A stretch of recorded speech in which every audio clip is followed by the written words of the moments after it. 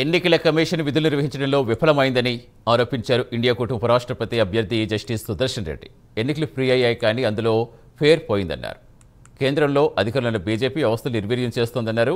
ఈ 10 రోజుల కాలంలో చాలా ముదిరిపోయారని, అందుకు కారణం రాజకీయ సహవాసం ఒకటైతే మీడియాతో మాట్లాడడం రెండో విషయం అన్నారు.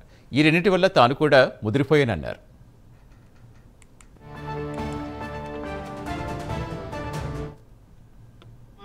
విశ్లేషించడం, అధ్యయనం చేయడం, ఎవరైనా సరే ప్రశ్నిస్తామనే తత్వాన్ని మేము కోల్పోయాం. మేమేం చెప్తామో మీరు అది రాసుకొని మళ్ళీ మాట్లాడము.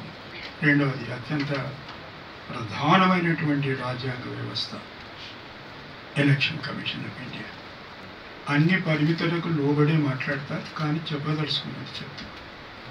వ్యక్తిగతంగా వ్యక్తులను ఎవరిని ఉద్దేశించి నేను ఎలాంటి వ్యాఖ్యలు చేయదలుచుకున్నాను.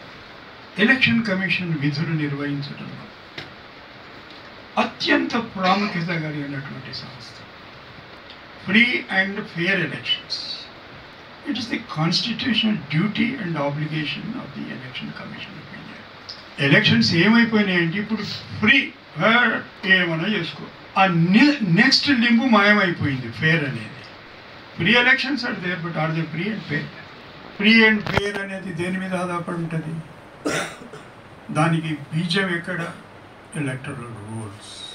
ఎప్పుడు మనం దాని గురించి, చాలామంది సీనియర్స్ ఉన్నారు ఇక్కడ, అంటే ఒక సూక్ష్మ దృష్టితో, ఒక విమర్శనాత్మకమైనటువంటి దృష్టితో ఓటర్